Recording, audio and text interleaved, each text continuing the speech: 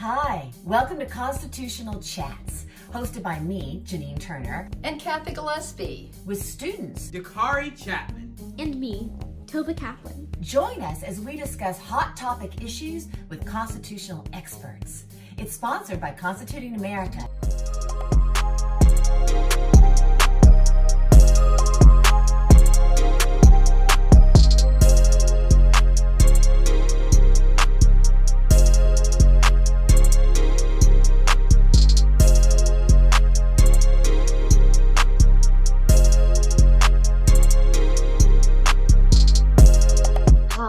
My name is Janine Turner, and welcome to Constitutional Chats, hosted by me, Janine Turner, founder and co-president of Constituting America, and Cathy Gillespie, with the extraordinary Tova Kaplan and Dakare Chatman. So we talk about the hot topic issue with a constitutional expert. And today's hot topic is the Spanish flu. And our constitutional expert is Professor Jennifer Keene. And I'm going to introduce her in just a second. But first, I'm going to tell you a little bit about everybody. Cathy Gillespie, who's going to take herself off mute so she can say hi, is the co-president of Constituting America. I often think about being a little bird. It takes a right wing and a left wing to fly. And without Cathy, I would just be a bird flapping around, not getting off the ground. She is also has been picked on the prestigious Semi-Quincentennial Commission. One of the 16 private citizens. Is quite the honor. So she is helping organize the celebration of our country's 250th birthday in 2026. Cathy Gillespie, say hello. Hi, everybody. Thank you for being here today. Okay, great. Now, Tova Kaplan is 16 years old and lives in Illinois. She currently serves as the National Youth Director for Constituting America and runs the National Youth Advisory Council, which she just does brilliantly.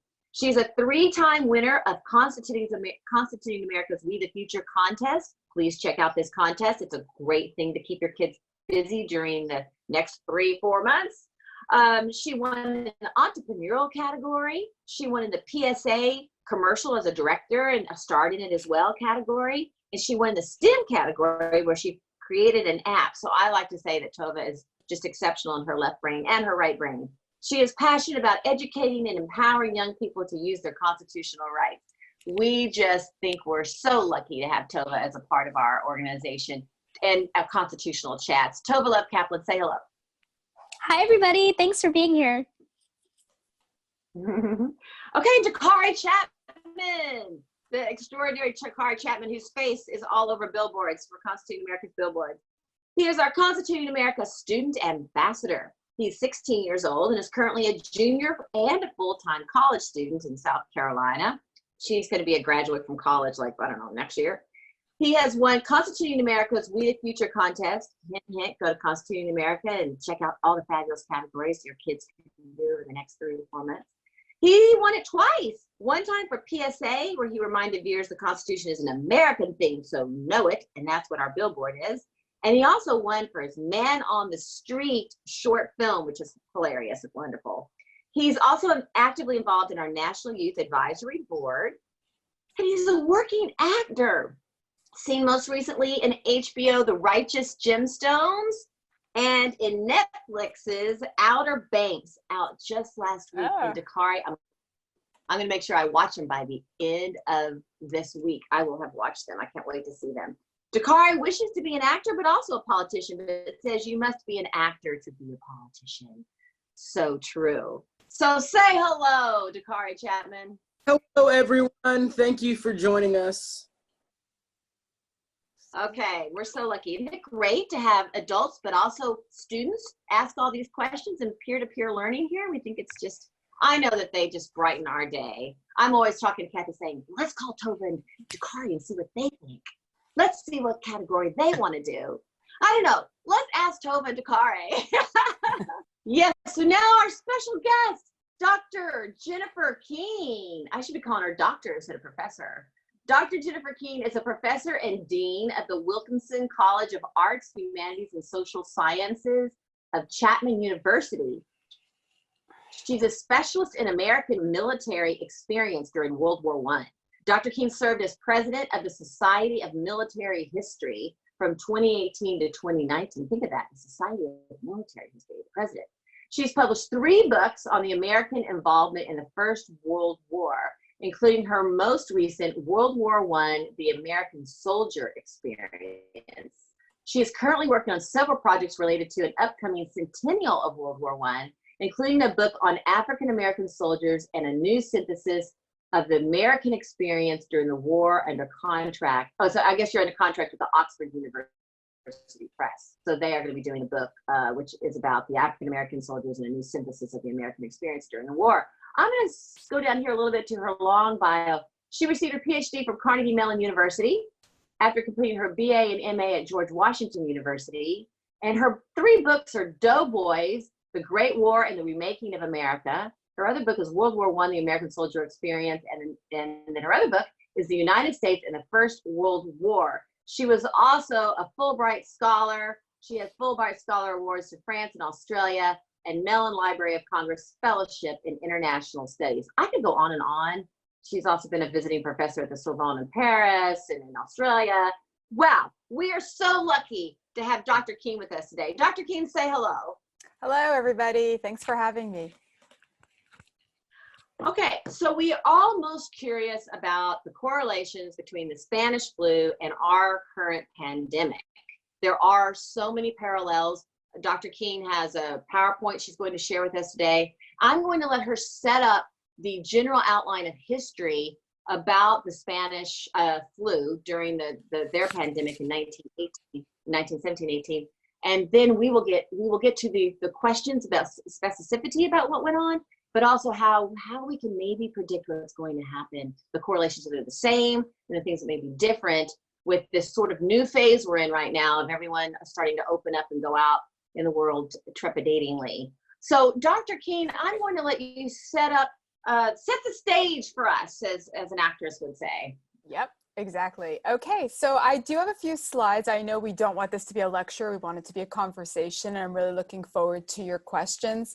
But as a First World War historian, I'm never 100% sure what people know about the First World War, especially the American experience of the war. So I wanted to just set the stage a little bit in terms of helping us have some basic facts under our belts about the Spanish influenza epidemic of 1918.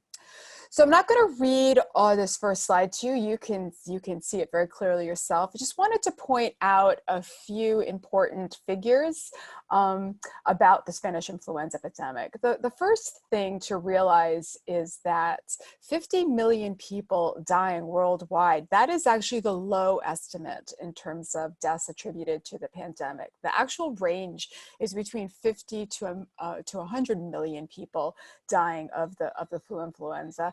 And one of the reasons that we're sort of so unsure about exact numbers is poor record keeping. And because it truly was a global pandemic, there are many areas of the world where people are just not counting all the people who succumbed. So I think what you can kind of see from those numbers right away is that as severe as the COVID-19 pandemic is, we are not anywhere near the scale in terms of historic terms of being close to the number of people who were felled by the Spanish influenza epidemic. If you look here over on the left-hand side, what you can also see is the numbers of Americans who died of the flu, 675,000. Again, an amazing number, especially when we consider that the entire population of the United States at that time was 103 million people. And even in our most dire predictions of COVID-19 related fatalities in the US, nobody is predicting anything near that number of deaths from this current pandemic. So in terms of scale, we would probably have to say that the Spanish influenza of 1918 will probably remain the worst pandemic in modern history. The other important figure, just again get a sense of its severity, is the 12 years of reduced life expectancy for adults, which is pretty dramatic. That in 1917, the average life expectancy of adults, men and women, dropped 12 years. And if you see what it dropped to in terms of 36 years for men and 42 years for women, that also indicates to you that life expectancy back in 1918 was not that great to begin with, that basically adult men had a life expectancy of 48 years and women of 54 years. Right now, of course, our general health and our life expectancy is much improved. And that also helps us in terms of fighting major health epidemics and pandemics like the one we're currently experiencing. Okay, can we go to the next slide, please? So besides just thinking about the severity of the 1918 pandemic, I think it's also interesting for us to realize something unusual about what happened in 1918, which is that in normal influenza year, so we have influenza, we have the flu with us every year, right? I hope we're all getting our flu shots. What we really see when it comes to mortality rates is we see a U-shaped curve, and that's the dotted line that you see here. And what that means is that traditionally or usually, the people who are the most at risk of dying from the flu are the very young and the very old. And COVID-19 is, in a sense, sort of mimicking this more traditional U-shaped curve. There are certainly cases of young people succumbing to COVID-19, but the highest mortality is still happening in the 65 and above age group. In 1918, what was unusual was that the influenza mortality rate took on a double U-shaped curve. And what that meant is that it was unusually lethal for young adults. So a population that usually is fairly unscathed actually experienced higher than usual mortality rates. And this was shocking for people, sort of in the flush of the young adult life from 15 to 35, succumbing in such large numbers to the flu. And if you put that on top of the fact that this was also the time of the First World War, when that was also the age group of young men who were going off to fight, you could see that this generation was being sort of doubly hit, being hit by combat-related deaths, but then also being hit by an unusually high influenza mortality rate. Can I have the next slide, please? Okay, so we have high numbers in terms of the overall impact of the flu and its mortality rate. And then we saw that unusual W-shaped curve. So the other thing that's been getting quite a lot of attention in the press now is the fact that the Spanish influenza pandemic did not just occur in one wave, but in fact, there were three distinct waves in the pandemic. The first wave occurred in June and July of 1918. And honestly, if that's all that had happened, we would never be talking about it, because while there was a high infection rate, there were very few deaths. And it was not really distinct, the first wave, from just traditional influenza, except for the fact that it was occurring in the summer, which is usually when influenza epidemics or annual flu viruses die out. But it was the second wave that really caught the world's attention, because in between the first and second wave, the virus mutated. And also because of the way that the war was, causing world populations to basically migrate throughout the globe in terms of bringing material and troops to Europe and to other battlefronts worldwide, we saw a very high rate of transmission of this more lethal mutated virus from September through November. And here's when you can see this dramatic spike. And this is really the moment where we see the greatest mortality. Most Americans who succumbed to the flu actually died in these months as well. And then, and this is what everybody's afraid of in the current situation, after it seemed that the virus was behind the country and the world, a third wave occurred in February that lasted through April. And this is what everybody's worried about, right? We were locking ourselves up, we're self-quarantining, we have physical distancing measures in place. If we loosen too quickly, will we also experience a third wave? From an historical standpoint, and I think most epidemiologists agree with this, it's inevitable that we have another wave once we loosen up. The question is just, how do we respond to that wave, and how lethal will it end up being? I should point out, in a kind of historical context, this third wave was really in some ways the most tragic for the world, because the war had ended in November of 1918. And so by January, a lot of people were taking a deep breath and saying, yes, we lived not just through the Spanish flu, but we lived through the war, and then only to have people succumb again in large numbers in February and March. Particularly horrible for families of servicemen who were waiting for their loved ones to return home and instead got a telegram telling them that their son, husband, brother had died of Spanish flu in an army hospital. I've read a lot of really tragic correspondence about that third wave of the flu. Okay, so can I have the next slide, please?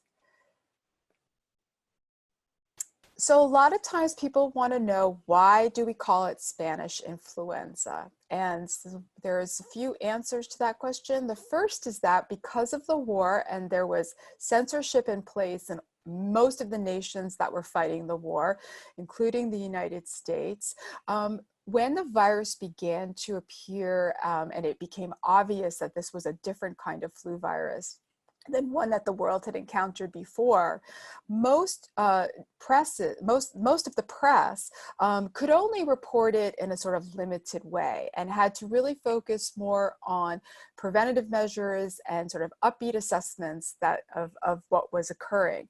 It was in the Spanish press. Spain was a neutral nation and not involved in the war, and Spain was actually able to report on the severity of the flu much more openly. And so it led to the impression that the flu had actually originated in Spain, and so it got this nickname Spanish influenza. But I wanted to show you this cartoon, this caricature, because you could see that by calling it Spanish influenza, it obviously meant more than just a kind of factual understanding of where the flu had begun. So this particular cartoon comes from the Los Angeles Times, and it's in response to Los Angeles beginning to institute social distancing measures in 1918. And you can see here that this is one that's protesting those measures. You have, Miss LA looking sort of shocked. I love this one, and our two student participants will probably like this too. The school kids' view of social distancing measures, which is, at least initially, happiness and glee that school is closed. Of course, in 1918, there's no Zooming, there's no virtual classroom, so school being closed really means there's no school. And then you can see the movie owner and the right-hand side being mad about the fact of losing business. But what I really would love you to pay attention to here is how the Senor Spanish influenza is being depicted as a sneaky, sort of swarthy villain.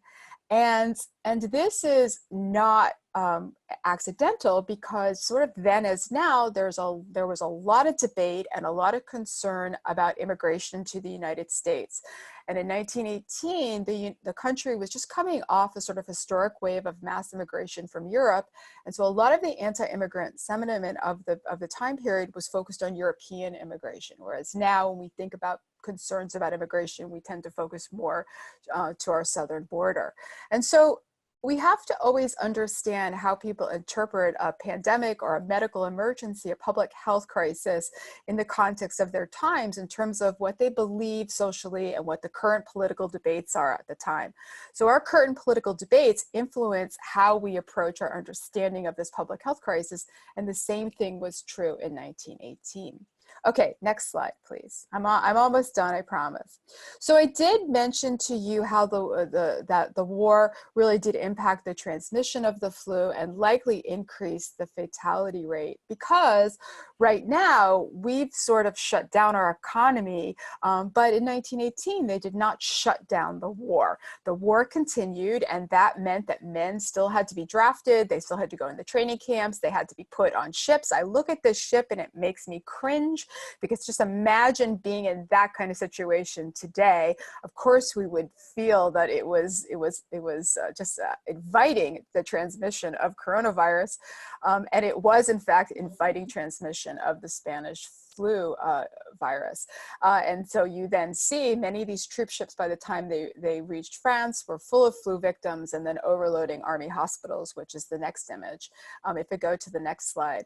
And the war also caused cities to sometimes make really poor decisions. And this is an example of one. So this is a photograph of Philadelphia, which in September elected to go ahead with a Liberty Loan parade. And obviously this was to try to encourage the public to buy Liberty loans, even though influenza had already been detected in the city several days earlier.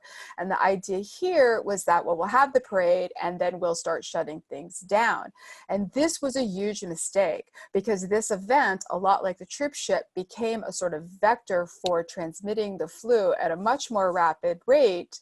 And if we go to the next slide, we can see what happened in Philadelphia, which is that Philadelphia had this huge spike in flu cases and overall became the city which had the undesirable what do I say, honor of being the city with the highest fatality rates of the whole epidemic. And so this event in Philadelphia, for many medical historians and epidemiologists who have been studying the Spanish flu for years, is sort of the cautionary tale about trying to get ahead of a curve, ahead of an influenza or any sort of viral epidemic, rather than responding once the deaths begin to rise. In our pre-event conversation, I was saying you could almost make a sort of analogy between Philadelphia's decision to have this Liberty Bond parade and the decision to go ahead with Mardi Gras. Again, at the time, there's not many people succumbing to the virus, so it seems like a good idea, but of course, a few weeks later, that's when you really pay the price. So this is my last slide for you, and here you can see that there's been a lot of attention that's sort of paid to both getting in front of the curve. In New York in 1918 did a great job of actually shutting down way before the cases began to mount. So you can see that the spike was actually much lower than Philadelphia's. And their second wave, everybody had a second wave. It just depended on how actually high it was in terms of how quickly they lifted social distancing. And so these are experiences that we can sort of glean some information from and learn from, and I think give us some indications of what we're likely to be experiencing in the months to come. Okay, so that's my last slide, and like I said, I do not want to turn this into a 45-minute lecture, which is of course always easy for a history professor to do. Instead, well, let's have a conversation. That was brilliant. Yay. Thank you. That was, okay. These are how many questions I wrote down. Okay. I know. Oh, yeah. Oh my gosh. I really don't know where to start, but I think I have so many. Okay. We know this started in Wuhan. I'm going to give you like 3 quick questions. We know this one started in Wuhan. And so my first question, I'm gonna spit out 3 questions and then let you answer. Yep. My first question is, where did this one actually start? Yep. And also, I might actually just say that figure you said of 1.3 million Americans? 675,000 Americans. Yeah. But how many Americans were in the country at the time? Oh, 103 million. Yeah. So that's just a lot of the population. Okay. I mean, yeah. And you don't even factor in who died in the war. Okay, but my 3 questions are, we know this one started in Wuhan, and so where did this one actually start? And the other one is, interesting when you were showing the chart, the 3 waves that we think we're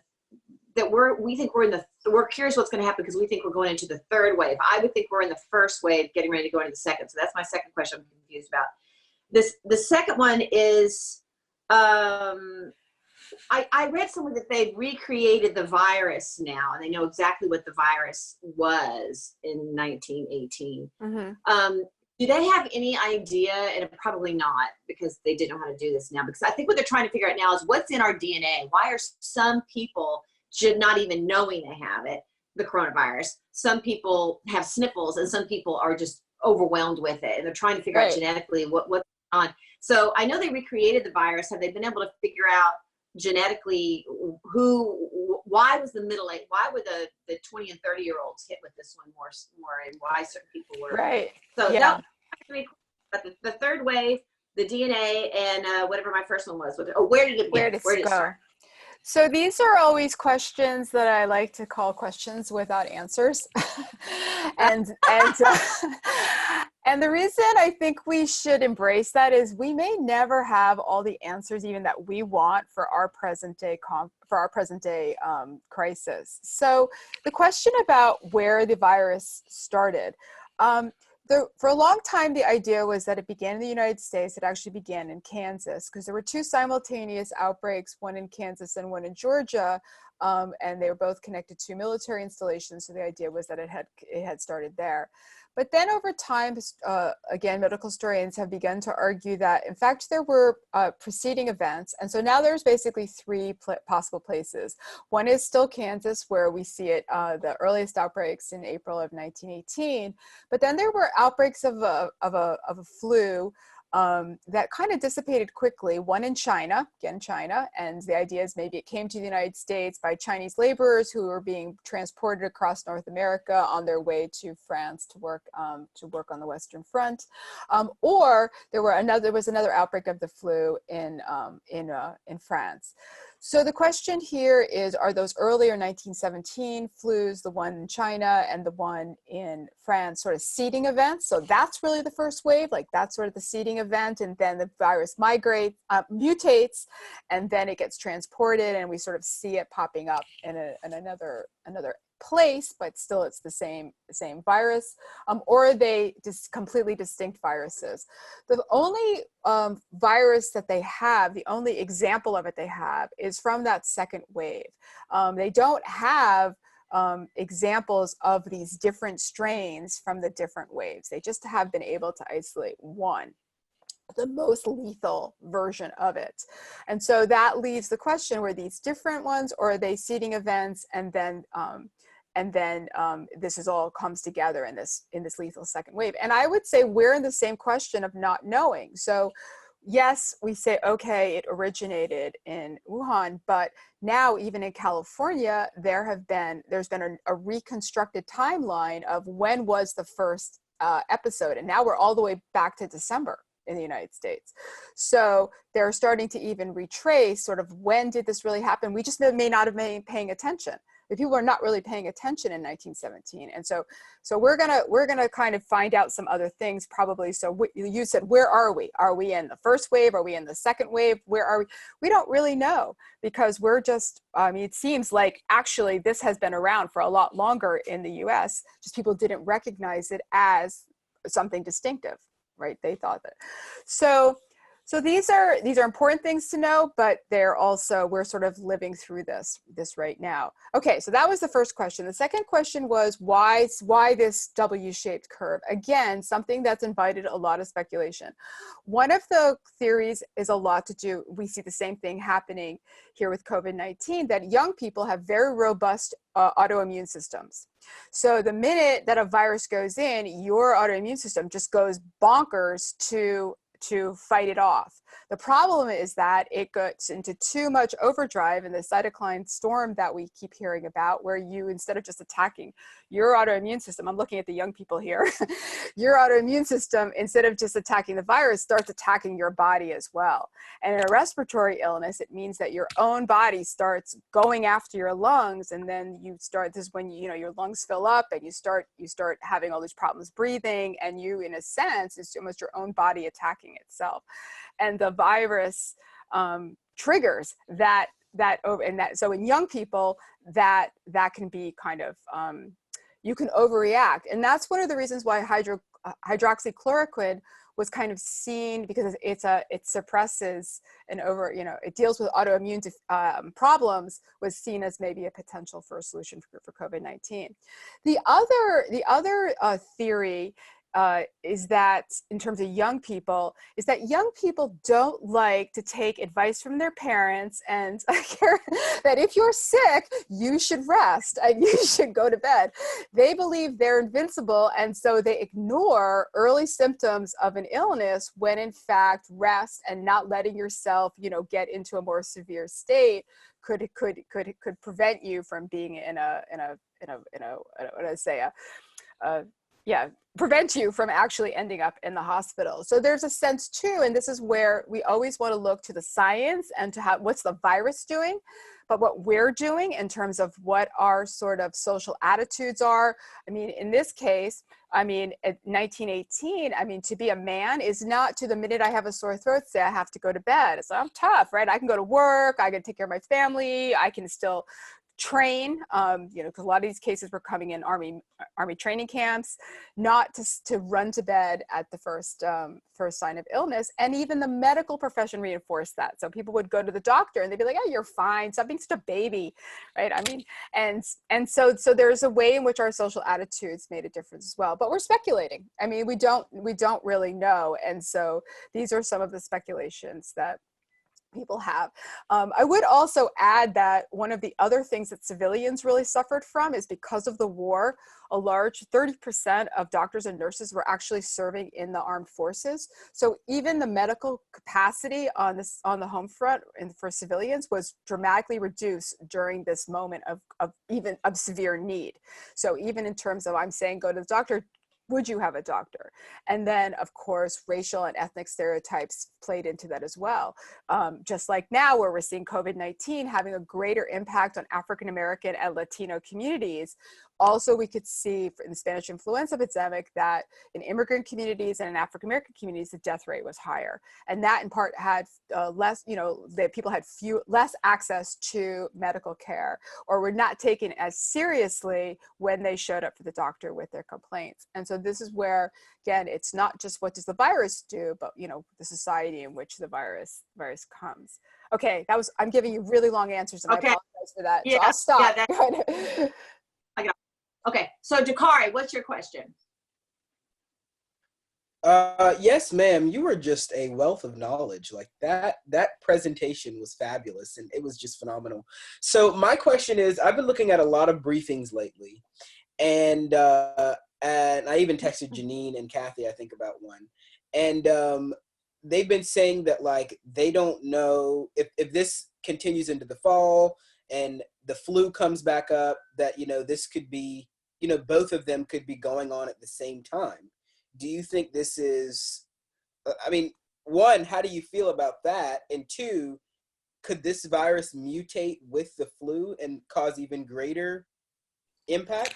Right. Well, that's always the case. You never know when, again, and goes back to sort of that timeline. Where are we in this virus's timeline? And when we think that sometimes with viruses, as they begin to spread through the population, they actually sort of die out or they weaken because, as I remember now, the other question, just people who have immunity, are not going to succumb. Maybe their bodies just don't respond to the virus as poorly, or they're able to fight it off, or they don't have the underlying health conditions that are going to make them susceptible to having a very severe case. And so as the viruses find fewer hosts, to really grow and strengthen, they in fact start to die out. So is that what we're going to see? Because that's what people suspect. That's why the third wave in 1918 was so much less severe, because in a sense the virus had started to weaken, and then eventually it just disappeared. It sort of just died out altogether. So is that going to happen, or are we in the first wave and it's going to strengthen, and so we're going to see an even more severe outbreak? And I think the concern is that, so with the flu, is that the flu traditionally goes after exactly the same populations that are most at risk for COVID-19. So what you could see, especially for people over 65, is a kind of double whammy, right? Because now you not just have double COVID-19 virus you have to worry about, but you also have just a normal influenza. And remember, normally 60,000 people a year in the United States die of just the flu. And we don't pay attention to that, but still the flu. I mean, when people are kind of poo-pooing flu vaccines, oh, it's not really worth it, the flu's not that bad. Well, a lot of people still die of the flu, especially again in these at-risk categories. So that's what I think they're worried about. That it just compounds the health risks for our most vulnerable populations. Okay, Tova, what's your question? Hi. So yeah, this has been so fascinating. I wish we learned about this more in school. You probably will now. Yeah, probably. So I was wondering, obviously nowadays we see one of the major issues with coronavirus is the government response and then the people's response to the government response. Yep. Like that's a big issue on the forefront of people's minds nowadays. So I was wondering, looking back at the flu epidemic, the Spanish flu, what was the government response? Was it as politicized as it is today? Or was it kind of where all political parties kind of wanting the same things? Right. And then was there that same tension between, the federal government and the states? And then what was the people's response? Were they listening to what the government was telling them, or were there similar responses to what you see today where people are protesting the government response? Right. So I think this, the first thing I would say is that's one of the reasons why I wanted to show the cartoon, because you could immediately see that people did not take, municipality regulations or directives to shut down their businesses without protesting. So you saw the angry movie theater owner there, right? Obviously very concerned that he was not going to be able to run his business. And they were shut down schools, churches, sometimes transportation, sometimes work. It depended on where you were in the country. I think there's a few important differences. One really important difference in terms of the politics of the moment was that we were also fighting the war. And because we had passed legislation, the Espionage Act, the Sedition Act, that made it illegal for you to say or do things that interfered with the prosecution of the war. And so in that sense, that really did put a muzzle on the press, and it did really put a muzzle on attacking the government too strongly about things it was or was not doing when it came to fighting the pandemic. So you already saw, like a lot of the press reports we have today where there's constant, speculation and people can pretty much say whatever they want. That was not the case in 1918. So that did mean that it damped down the protest. You were not going to have people organizing a anti-lockdown, demonstration in front of a state capitol, for example. That's just not going to happen in 1918. But it didn't mean that everybody complied either. So just like now, most of the decision making about what to do was being handled on the local level. It was not being handled by the federal government. It was up to the states. It was up to the cities to decide when they were going to institute these measures and when they were going to lift them and what they were going to mean. And there's a hodgepodge, just like today. It was not uniform. It was all over the place in terms of what people did.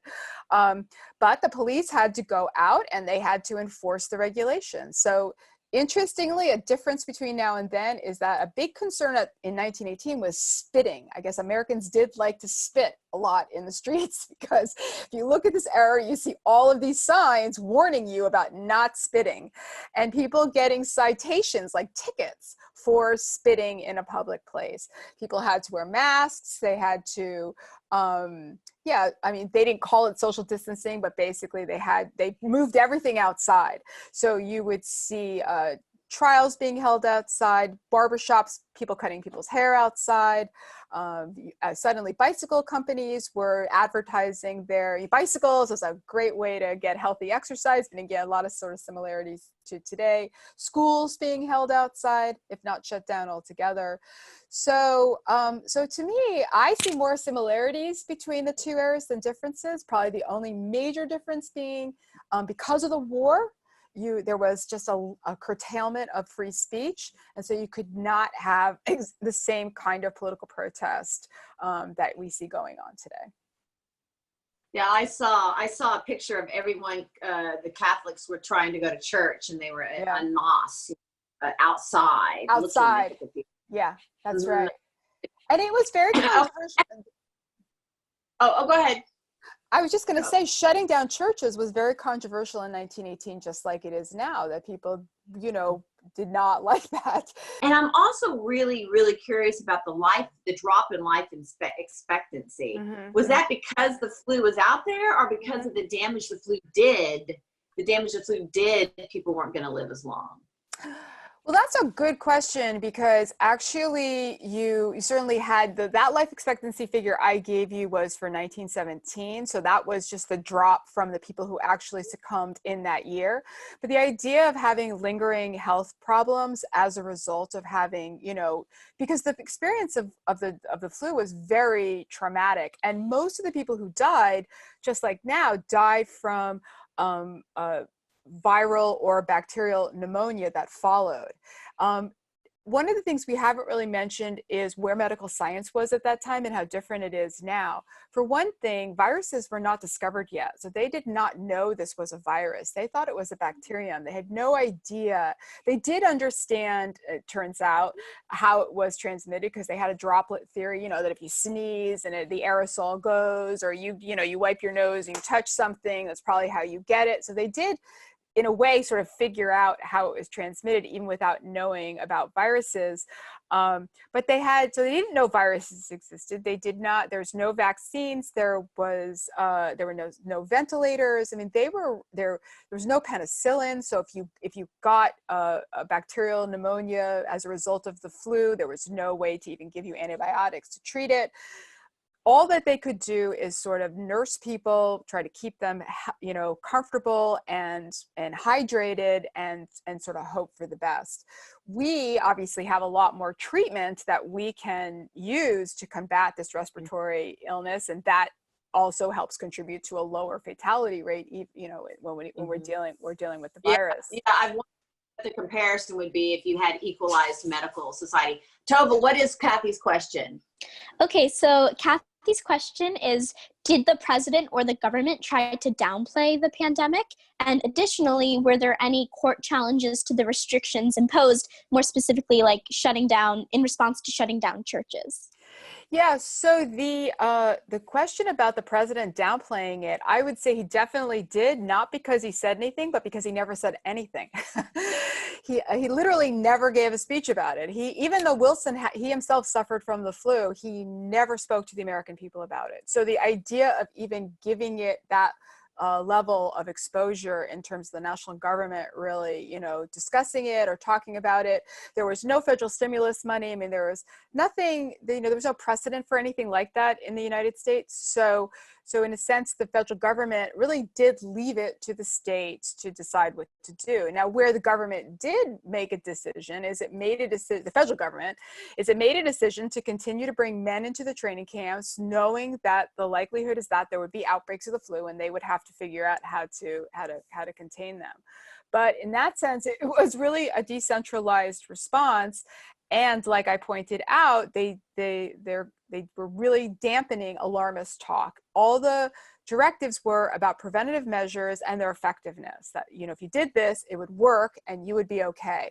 And so the idea, there was a lot of public education about where, you can find these posters online: wear a mask, don't spit, don't, stay healthy, sleep with your windows open. I mean, all these kinds of things. But the idea was that if you do this, it will work and we will be okay. And so that, I think, was important just in terms of the general messaging that was going out to people. But subsequently, the government did get involved in terms of thinking about how to prepare for something like this happening in the future. So I always like to argue that we really live in the shadow of the Spanish influenza epidemic, because a lot of the medical advancements and the public education efforts and the coordination that we have today came as a result of the flu. So the medical investigation, okay, so then now they find out there's a virus, and then they start working on vaccines, and then they think about coordinated responses. So the CDC and the WHO, which I know are not so popular necessarily today, but nonetheless, that idea that you couldn't just leave it to, this city, this state, that state, that there should be some kind of coordination, that was an idea that came out of the flu epidemic. The problem is that nobody really wants to take those messages seriously until suddenly you're in the middle of a crisis.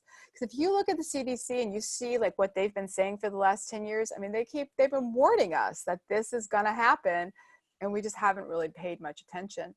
Now, in terms of court cases, I actually don't know the answer to that. So you found something I don't know the answer to.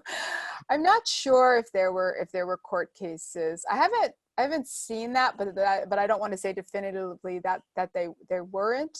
I think that more what you saw were just people, pressing their local governments to lift these restrictions as soon as possible. And how long were there restrictions? I'm sorry to interrupt, but I mean, I thought I saw 8 to 10 weeks in one of those graphs. That's about right. Yeah, and I don't think you should.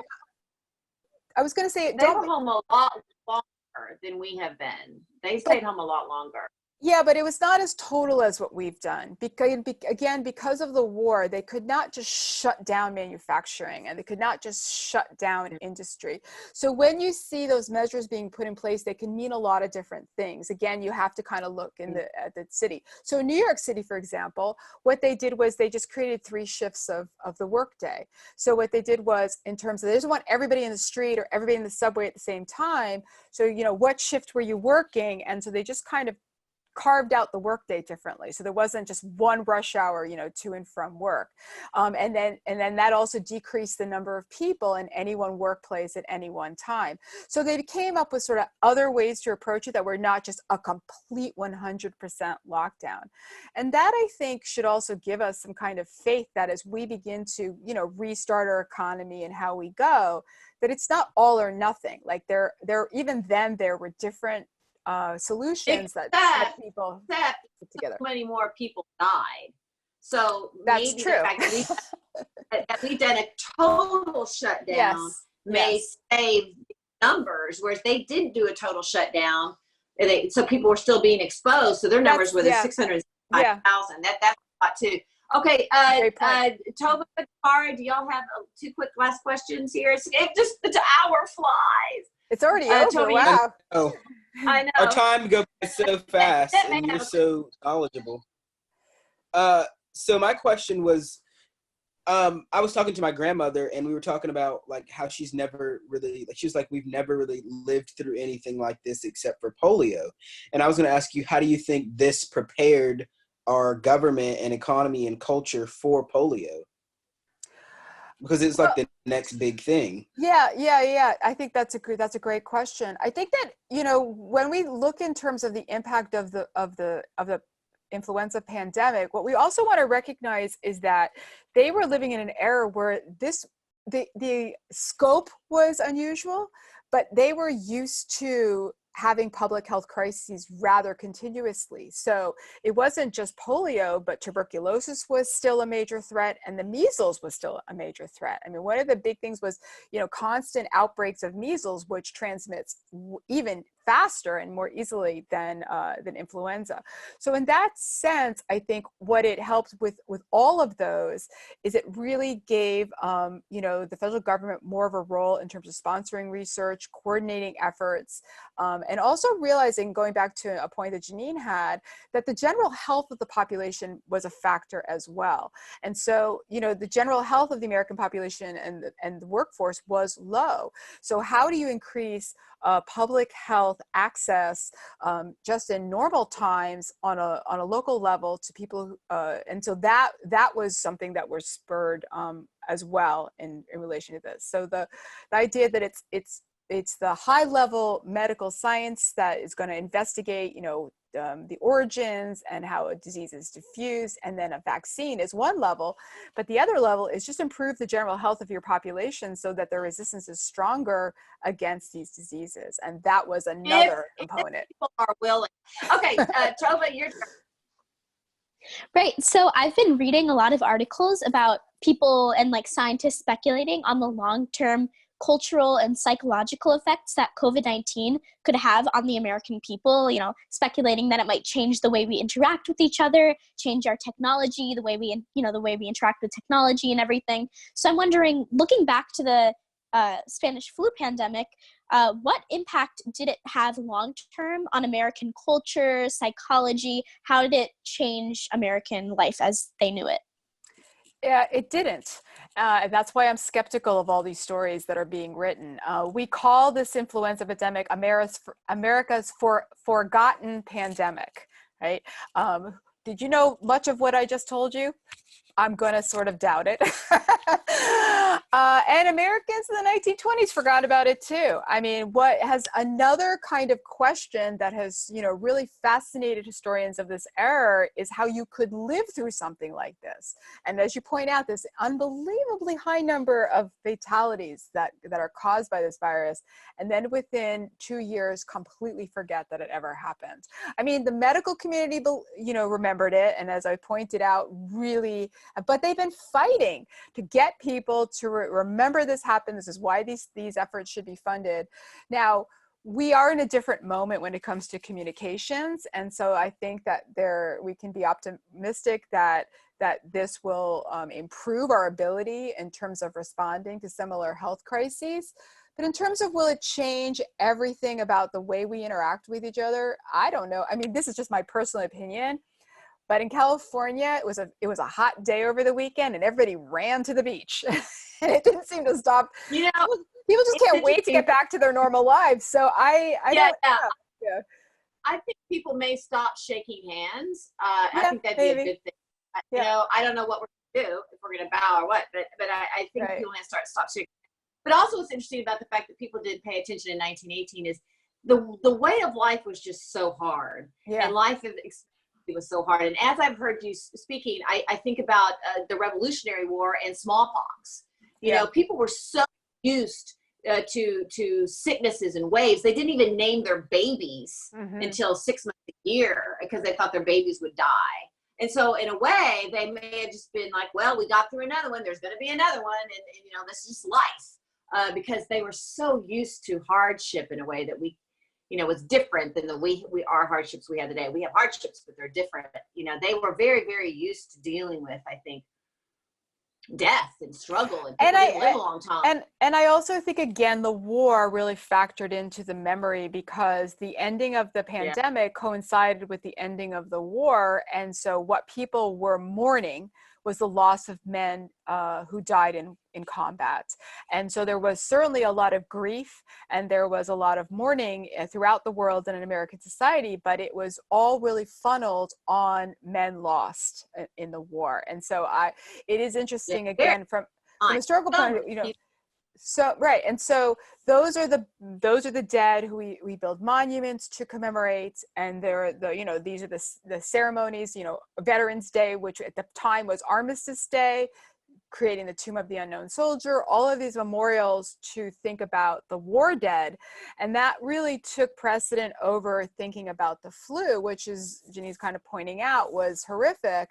But it kind of what do you remember about it besides the fact that it was yet another source of death and tragedy at a moment when the world was experiencing tragedy on an unprecedented scale? If you think about and more people died of the flu, though. I'm sorry to interrupt, but we're running out of time. More people died from the flu than died in the war, though. Oh, absolutely, right? Absolutely. But if you look at had a president that wasn't talk about the flu. That's probably another reason. If Wilson wasn't really going to talk about the flu, then the focus was going to be, but because it was, it was, what was there to talk? It was kind of the only thing that people would say. That's where you would have the controversy coming out. So when you'd asked me that question earlier about people protesting against the government. So then the third wave in 1919, when all the restrictions on the press were lifted, there was criticism then of the government, especially saying, why are you putting our men into these unsanitary camps and they're dying while they're waiting to take a ship home from this terrible war to their families? And that's where you did start seeing some investigations and, congressional investigations into the government's mismanagement of the pandemic. But again, it was a short-lived thing because the third wave only lasted, I think, about 6 weeks. So to correlate it to the coronavirus and what's going to happen with this in closing here and coming full circles, I think it's just that we just don't know if we're in the second wave, the third wave, and if it's, and I guess what will happen is, I always thought that we've been sequestered and now we're going to go out, but it's all still there. But it seems like maybe there may be a mutation, because it seems like what happened with the second wave in 1918 was a mutation of it. Yes, I mean, a virus. Yes, the answer is don't know. Don't know. But like I said, historians are good understanding the past. The future is harder to predict. No historian's going to predict the future. Yeah. And to go back to one of the earlier charts, the states and the cities, I guess, in 1918 that actually shut down before the death spikes had the least amount of deaths, and those who shut down after the death spikes had the more. I think we've definitely seen that in this country. I guess we have to stop. You have been just delightful, Professor Keene. Thank you for having me. Informative and delightful. We're so thrilled and honored that you are here with us. Jeanette, do you have a quick question? We have to be really quick. No, I have a quick comment though. I'm from Philadelphia, and I've read quite a bit of history about this. My brother and I were just discussing it. He recalls my grandmother telling him about this. Wow. And he had a friend die as a child. When I told my brother you were coming on, he's probably on here. I think he might be one of the call-in numbers. But yeah, he said there's a lot of Philadelphia history about this in Philadelphia. And Philadelphia actually has been very good at remembering that history because I think it was so traumatic there. So, you know, if you go to like Philadelphia Historical Society, they actually do talk about this history quite a bit. So I bet New York's going to talk about it. I bet New York City's going to talk about it. Yep. Tova, what was our viewer question?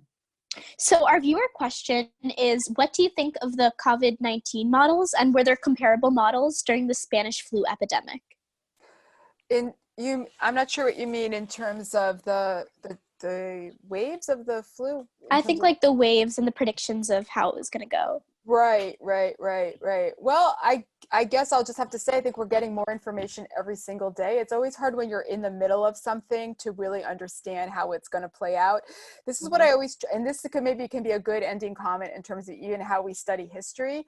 So when I talk about the American experience of the war, so our greatest fatalities on the battlefield occurred in September, October, early November, 1918.